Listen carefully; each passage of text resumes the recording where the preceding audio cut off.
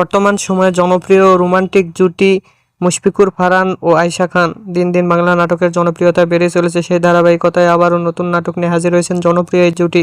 নাটকটির নাম হয়নি বলা। এই নাটকটিতে অভিনয় করেছেন বর্তমান সময়ের আলোচিত অভিনেতা মুশফিকুর ফারহান ও আলোচিত অভিনেত্রী আয়েশা খান।